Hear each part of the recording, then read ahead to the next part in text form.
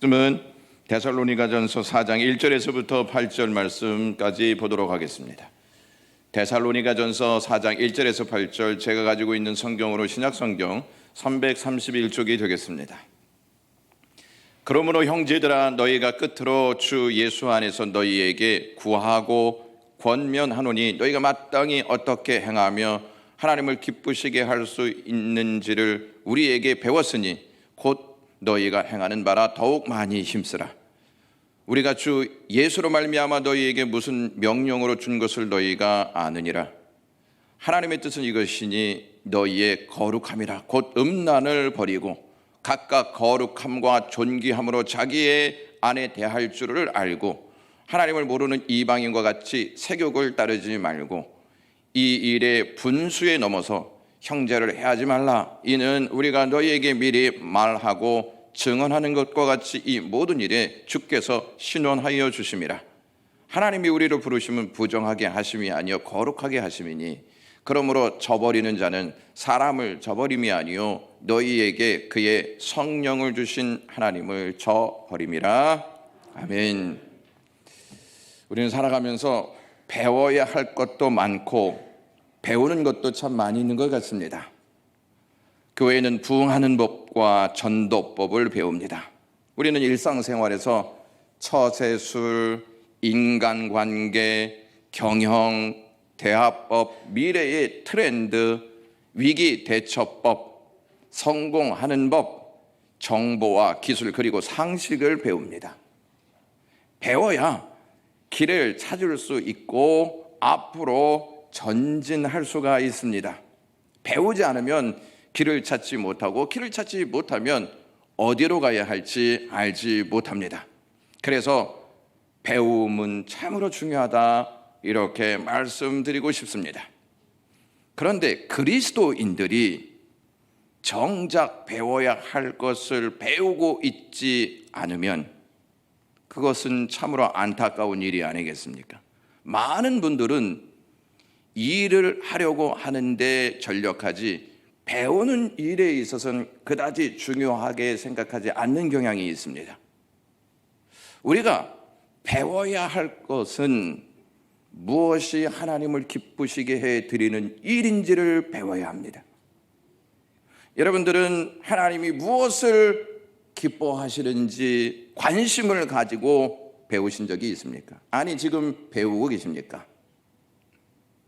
배우지 않으면 하나님을 기쁘시게 하는 것을 우리의 판단에 맡겨버리는 경우가 많이 있습니다.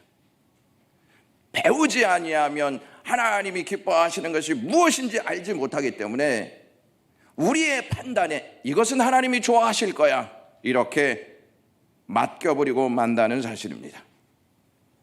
오늘 바울은 데살로니가 교회에 다른 것보다 하나님을 기쁘시게 할 수 있는 일이 무엇인지 알고 배우고 거기에 더욱 힘쓰라, 이렇게 권면합니다. 바울은 데살로니가 교회 성도들에게 하나님을 기쁘시게 할 것이 무엇인지를 알려주었습니다. 그들은 바울이 알려준 그 내용을 배웠습니다. 교회가 하나님을 무엇으로 기쁘시게 해드려야 한다고 여러분 생각하십니까? 근사한 무엇인가를 이루는 일이 하나님을 기쁘시게 하는 일이라고 여기십니까? 자랑거리들을 많이 쌓아놓으면 하나님이 기뻐하실 거야, 이렇게 생각하십니까? 상을 받고 공로를 세우는 것이라 생각하십니까? 많은 사람들로부터 칭찬받는 것, 그것이 하나님을 기쁘시게 해드리는 일이라고 생각하십니까? 우리가 잘 생각해야 할 것이 있습니다. 그러한 일들이 거룩한 삶과 아무런 상관이 없으면 그것은 하나님이 기뻐하시지 않는다는 것입니다. 이러한 일들이 깊은 하나님과 거룩한 관계를 이루어 놓으면서 그 결과를 얻었다면 하나님이 기뻐하시지만, 거룩과는 전혀 상관없는 일이라면 하나님께서 기뻐하시겠냐 하는 것입니다. 오늘 3절 말씀에 이러한 말씀이 있습니다. 하나님의 뜻은 이것이니 너희의 거룩함이라 이렇게 말씀하고 있습니다. 아무리 근사하고 자랑거리들이 많다 할지라도 그것이 거룩하지 않고 부정과 연루되어 있다면 하나님은 그것을 기뻐하시지 않습니다. 여러분, 컨닝을 해서 100점 맞았다고 한번 생각해 보십시오. 하나님이 기뻐하실 것 같습니까? 아이, 하나님 앞에 100점을 드렸는데 기뻐해야 하지 않겠습니까? 이렇게 말하는 분도 없지 않아 있을 텐데, 컨닝을 해서 100점을 맞았다는 것입니다. 다른 사람을 희생시키고 이익을 얻었습니다. 하나님이 기뻐하실 것이라고 생각하십니까? 훔친 돈으로 가족들과 외식을 했습니다. 가족들은 이 일들에 대한 영문도 알지 못하고 외식을 한다는 그 자체 때문에 기뻐합니다. 아들이 있는데요, 자기 여자친구에게 선물한다고 친구들에게 돈을 뺏어서 그 돈으로 여자친구의 선물을 사줬다고 생각하십시오. 여자친구는 너무 좋아할 거 아니겠습니까? 아, 내 남자친구가 선물을 사줬다. 근데 그 돈이 남의 돈을 빼앗아서 사준 선물입니다. 결과적으로 보면 100점입니다. 결과적으로 보면 이익입니다. 결과적으로 보면 외식입니다. 결과적으로 보면 선물입니다. 그러나 그 결과가 부정과 연관되어 얻은 것이라면 하나님께서 기뻐하시겠냐 하는 것입니다. 우리는 결과만 내어놓고 그것을 측량하고 평가하려고 하는 마음들이 다 있습니다. 하지만 하나님께서는 그 과정을 다 보고 계신다는 것입니다. 오늘 저희가 읽었던 이 본문 1절에 있는 말씀은 3장 13절과 4장 3절과 연관되어 있는 내용입니다. 데살로니가전서 3장 13절에 너희 마음을 굳건하게 하시고 우리 주 예수께서 그의 모든 성도와 함께 강림하실 때 하나님 우리 아버지 앞에서 거룩함에 흠이 없게 하시기를 원하노라 이렇게 말씀합니다. 여기에 초점은 거룩함입니다. 그러면서 이어지는 말씀이 1절 말씀인데 그러므로 이렇게 시작합니다. 그러므로 형제들아 우리가 끝으로 주 예수 안에서 너희에게 구하고 권면하노니 너희가 마땅히 어떻게 행하면 하나님이 기쁘시게 할 수 있는지를 우리에게 배웠으니 곧 너희가 행하는 바라 더욱 많이 힘쓰라 이렇게 말하고 있습니다. 그러므로 이렇게 접속사가 연결되어 있는 이유는 그리스도가 강림하실 때 하나님 앞에 우리가 다 서지 않겠습니까? 그때 거룩함에 흠이 없게 하시려고 우리를 부르시고 하나님 백성 되게 하셨다는 것입니다. 그것은 해도 되고 안 해도 되는 문제가 전혀 아닙니다. 거룩하면 좋고 거룩하지 않으면 나쁘다 이러한 차원을 넘어선다는 사실을 아셔야 합니다. 반드시 그리스도인들이 행해야 하는 삶이 거룩함이다 하는 것을 잊지 마십시오. 그러기에 본문에서 1절 말씀 다시 한번 띄워주시면 마땅히라고 하는 말씀이 가운데 있습니다. 마땅히 해야 한다 하는 말씀입니다. 바울은 이 삶에 대해 마땅히 행할 뿐만 아니라 더욱 많이 힘쓰라 이렇게 말씀합니다. 여러분, 우리가 더욱 많이 힘써야 할 것이 있습니다. 부흥도 힘써야 하겠습니다. 교회 발전을 위하여 힘써야 하겠습니다. 그것보다 더 많이 힘써야 하는 것이 우리의 삶 속에서 거룩함이라 하는 말씀입니다. 더욱 많이 힘쓰지 않으면 거룩은 점점 우리의 삶에서 멀어지게 되어 있습니다. 그만큼 거룩이 어렵기 때문에 바울은 더욱 많이 힘쓰라 이렇게 말하고 있습니다. 여러분, 여기에서 우리가 생각하셔야 할 것이 있습니다. 더욱 많이 봉사하라 이렇게 권면하지 않고 거룩을 위하여 더욱 많이 힘쓰라, 하나님이 기뻐하시는 일에 더욱 많이 힘쓰라 이렇게 말하고 있다는 것입니다. 바울은 데살로니가 교회 성도들에게 거룩한 삶에 대해서 더 강력한 요구를 합니다. 한번 보시면 1절에서 바울이 행하게 하는 일들, 그것이 무엇인지를 알려줍니다. 그래서 데살로니가 교회 교인들은 그것을 배웁니다. 하나님이 기쁘시게 하는 것이 무엇인지를 바울이 알려주지 않습니까? 그걸 배웁니다. 그래서 배우는 것 이렇게 말하고 있습니다. 2절에 가서 이것은 그리스도의 명령이다 이렇게 말씀하고 있습니다. 더 강력해지고 있지 않습니까? 3절에 가서는 이것이 하나님의 뜻이다 이렇게 말씀하고 있다는 것입니다. 점점 강하게 바울이 말하고 있다는 사실을 우리가 발견할 수가 있습니다. 바울이 이렇게 강력하게 말하고 있는 거룩의 내용을 우리가 알아보아야 합니다. 그것이 3절부터 쭉 진행된다는 것입니다. 3절 말씀에 너희의 거룩함이 곧 음란을 버리고 이렇게 말하고 있습니다. 이 거룩함과 음란이 어떠한 관계인지를 좀 아실 필요가 있습니다. 본문은 거룩함과 음란을 버리는 것을 동일시하고 있습니다. 거룩하기 위해서는 버려야 할 것이 있음을 알려주고 있습니다. 구원받은 자들은요, 나 이제 구원받았어, 나 이제 하나님의 나라 갈 수 있어, 나 이제 아무것도 안 해도 괜찮아, 이렇게 생각한다면 성경을 너무 모르는 것입니다. 구원받았습니다. 그러면 구원받은 자답게 거룩한 삶을 살아야 합니다. 거룩한 삶을 조금 어려운 말로 성화의 삶이다 이렇게 말씀드릴 수 있습니다. 거룩한 삶을 목적으로 삼고 믿음으로 구원받은 하나님의 백성들은 이 길을 가야 한다는 것입니다. 거룩의 길을 선택해서 그 길로 나가야 한다 하는 사실을 바울이 데살로니가 교회 성도들에게 권면하고 있습니다. 그러니까 거룩한 삶을 살기 위해서는요, 버려야 할 것이 있다, 이것을 바울이 알려주고 있습니다.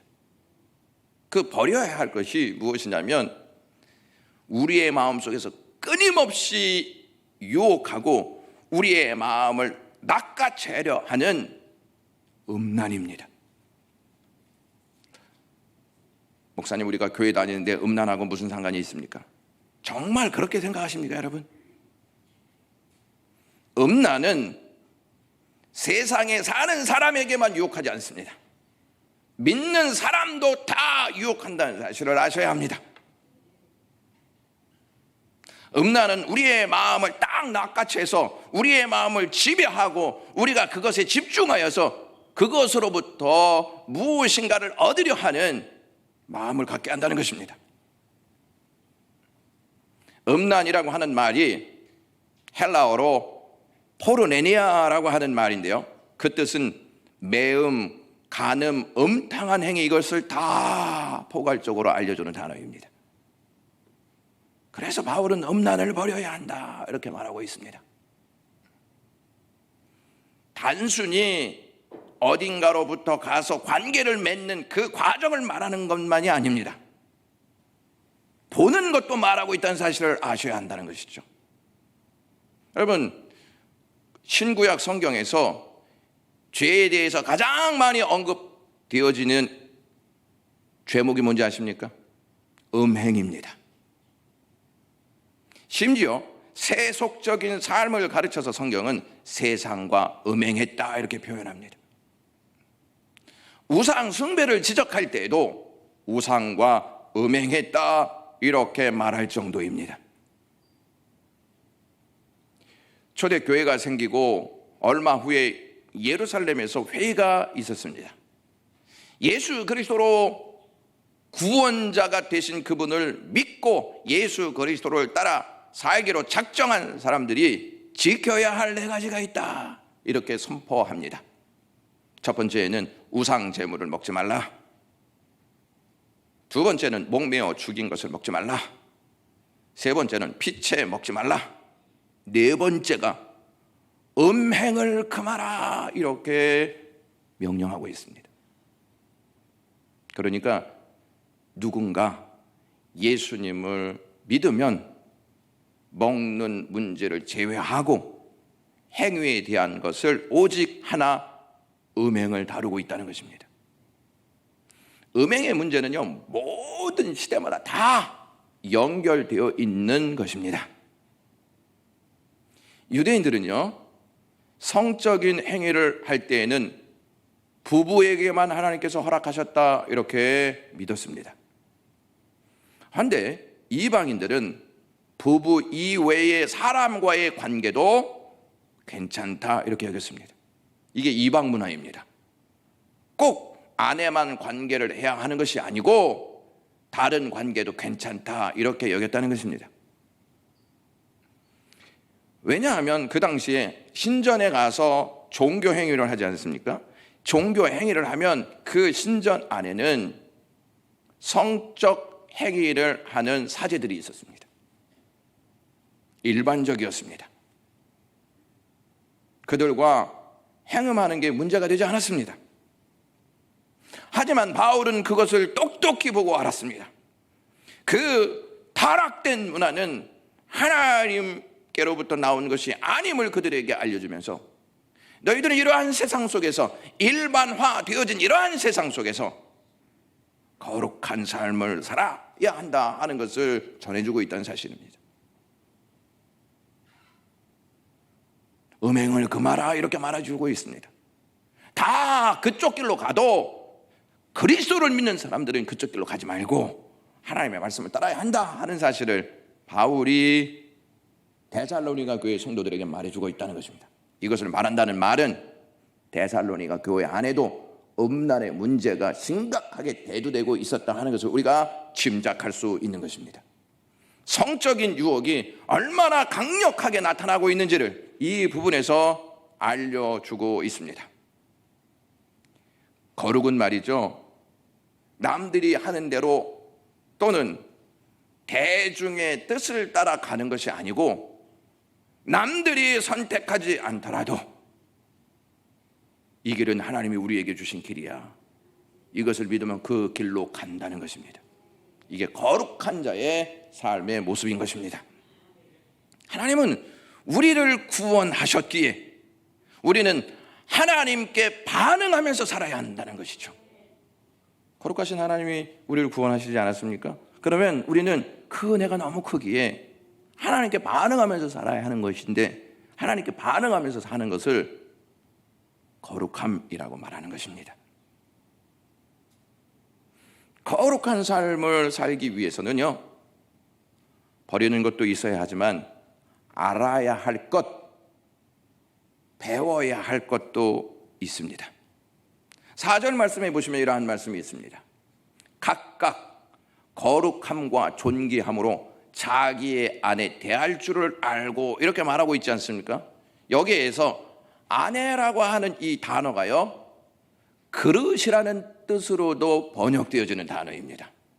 그러니까 번역에 좀 혼선이 있을 수 있는데요, 어떠한 학자들은 아내라고 하는 이 단어, 그릇이라고 하는 이 단어를 몸이라고 해석하기도 합니다. 그래서 이렇게 표현할 수 있습니다. 너희는 각자 자기의 몸 주장할 줄 배워야 하고, 그러니까 몸을 어떻게 주장해야 할지 배워야 한다는 것입니다. 아내로 해석한다면 스스로 아내 취할 줄을 배우고, 이 말은 무슨 말이냐면 아내가 어떠한 것을 원하는지, 아내의 마음이 어떠한지 이것을 다 배우라고 하는 것입니다. 남편 위주로만 관계를 해 나가는 것이 아니고 아내와 함께 대화하면서 이 문제를 풀어나가야 한다 하는 것을 알려주고 있습니다. 중요한 것은요, 배우라고 분명히 말합니다.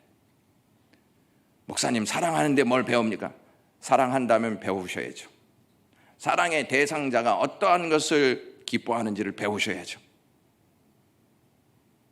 배우지 않아서 관계가 점점 멀어지고, 배우지 않아서 서로를 오해하고, 서로를 오해하니까 결국에는 깨져가는 일들이 빈번히 일어나고 있습니다.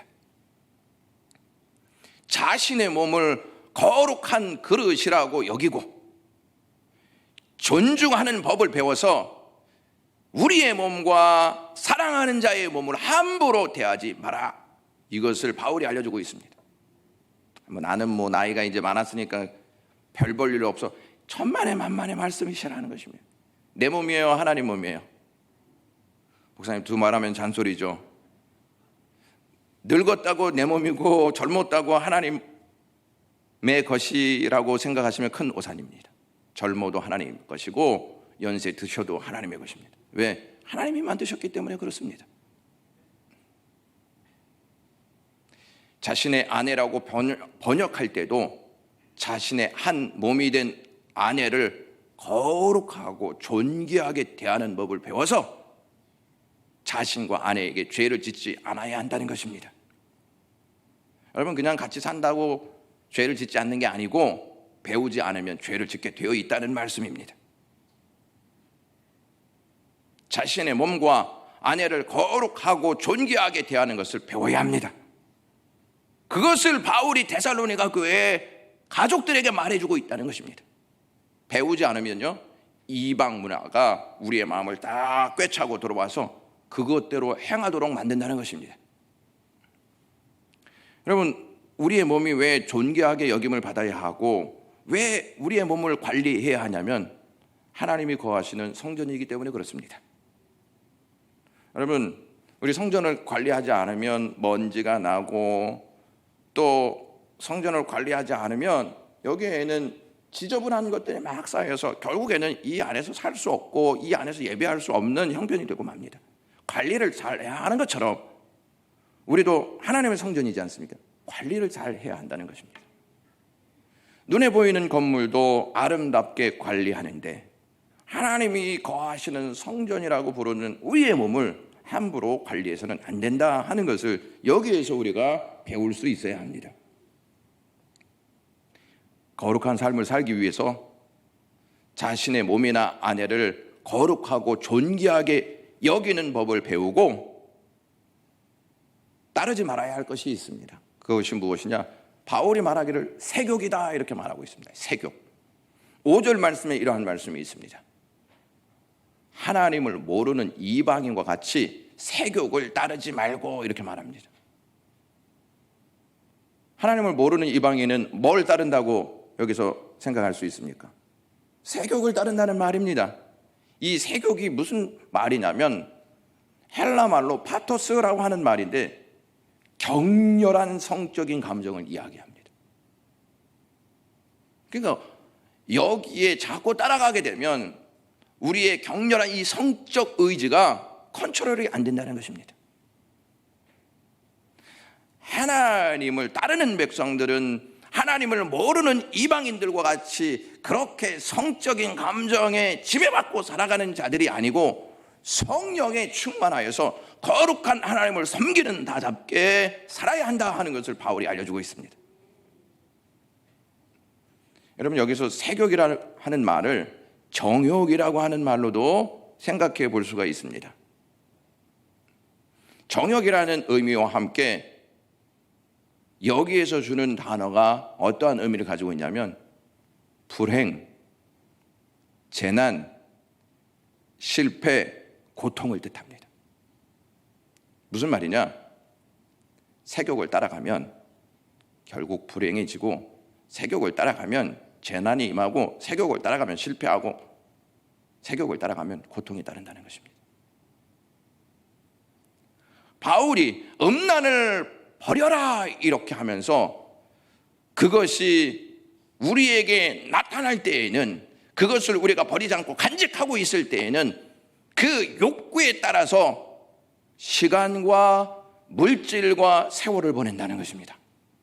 그리고 결국 맞이하는 것이 있는데 그 맞이하는 것이 무엇이냐면 불행과 재난과 실패와 고통이라고 말하는 것입니다. 많은 사람이 어리석게도 세욕에 이끌려 죄를 범합니다. 그래서 바울이 무슨 말도 하는지 아십니까? 음란한 말을 하지 말아라 이렇게까지 합니다. 재밌으라고 하는, 정말 재밌으라고 그 말을 한다면 성경을 너무나 모르는 것입니다. 그렇게 해야만 재미있습니까? 그런 말을 해야만 재미있습니까? 그런 말을 하지 않아도 재밌는 말들이 많이 있습니다. 성적인 쾌락을 쫓기 때문에 자꾸 그것을 통해서 자극을 주는 유머들을 하는 것입니다. 그것의 결과는요, 비참한 결과를 낳게 된다는 것입니다. 나도 무너지고 가정도 파괴되고 결국에는 고통스러운 삶이 따른다는 것입니다. 요즘 새벽에 저희가 다윗과 밧세바를 같이 다루고 있습니다. 다윗이 음란한 일들을 범합니다. 다윗에게는 끔찍한 일들이 닥쳐오는 것을 성경은 우리에게 알려주고 있습니다. 다윗은요, 이제 부하들을 암몬과의 전쟁터로 다 내보냅니다. 아무도 없습니다. 보는 사람도 없습니다. 그리고 궁에 있다가 밧세바가 목욕하는 것을 딱 봅니다. 밧세바가 목욕하는 것을 보는데 성경은 이렇게 사무엘하 11장 2절에 말합니다. 심히 아름다워 보이는지라. 다윗은 자신의 욕구를 주체하지 못하고 그녀가 누구인지를 알아보도록 합니다. 알아본 다음에 권력을 이용해서 그를 궁으로 불러서 더불어 동침합니다. 그리고 그 관계가 끝나자 그 여자를 집으로 돌아가게 합니다. 그 사건 이후에 계속 다윗에게는 고통과 실패와 눈물과 어려움이 생깁니다. 다윗은요, 골리앗을 이긴 사람이었습니다. 다윗은 하나님의 기름 부음을 받은 사람이었습니다. 그런데 방심의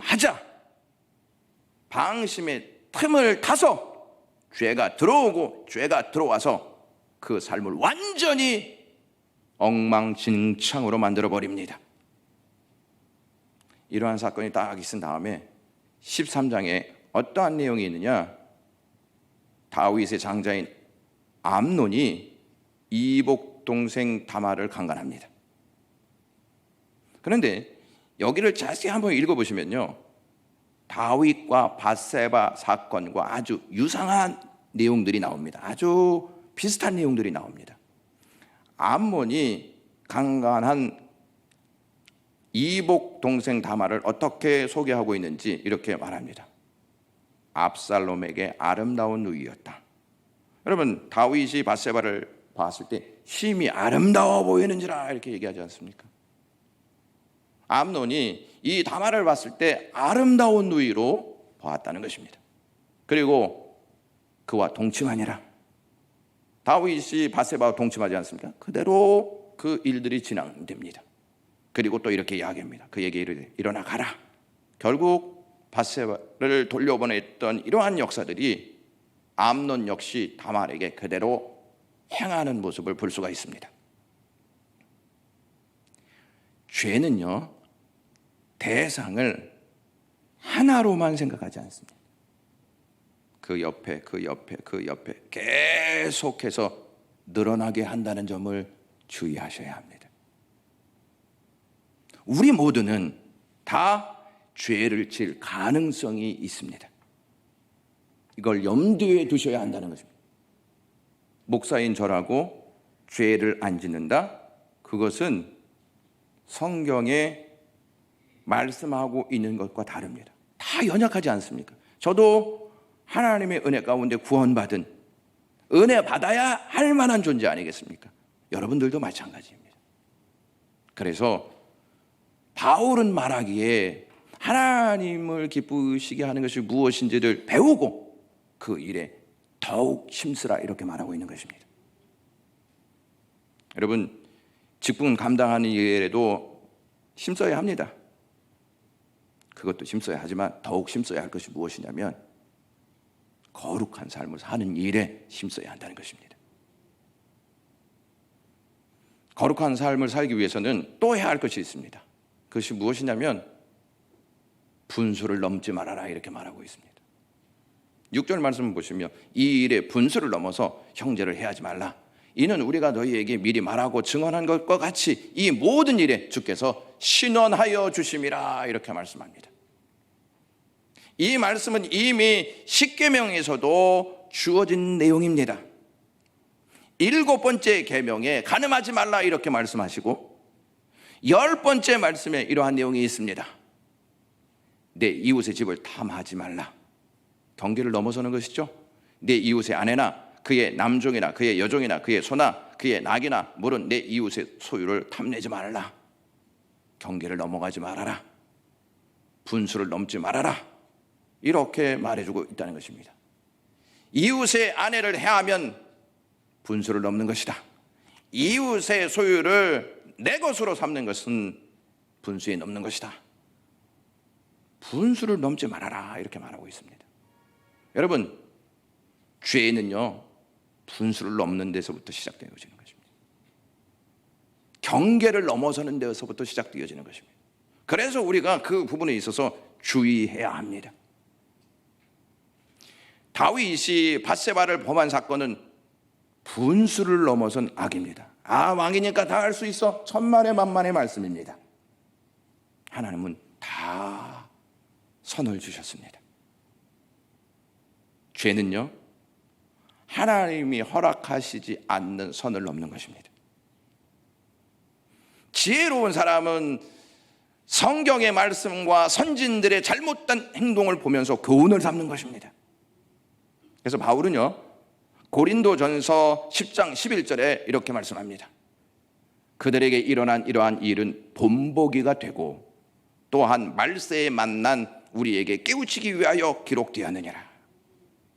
이러한 내용을 보면서 우리는 우리 스스로를 깨우치고 우리 스스로를 다시 한번 말씀 앞에서 다듬고 우리의 모습이 잘못된 것이라면 하나님 앞에 그 문제를 가지고 나와서 가슴을 찢고 통회하는 역사가 일어나야 한다는 것입니다. 그냥 넘기지 말고 그것을 하나님 앞에 가지고 나와서 하나님, 내가 과거에 이러한 죄를 범하였습니다. 이러한 악을 가지고 살았습니다. 이러한 음란을 보면서 살았습니다. 이러한 음란이 나를 지배하고 있습니다. 하나님, 이것을 주님 앞에 내어놓사오니 하나님께서 나에게 찾아오셔서 이것을 정리하게 하여 주시고 선을 넘는 어리석은 자가 되지 않게 하나님 역사하시옵소서. 이렇게 통회하는 역사가 일어나야 한다는 것입니다. 하나님께서 정하신 한계를 넘지 말아야 합니다. 그것은 하나님의 징계가 있다는 것을 잊고 사는 것과 똑같습니다.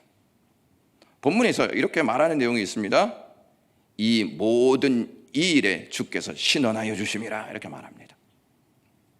신원하여 주심이라 이 말이 무슨 말이냐면 복수자, 처벌자라는 뜻입니다. 그러므로 분수를 넘어서 이웃을 해한 자들에게는 하나님께서 처벌하신다는 것입니다.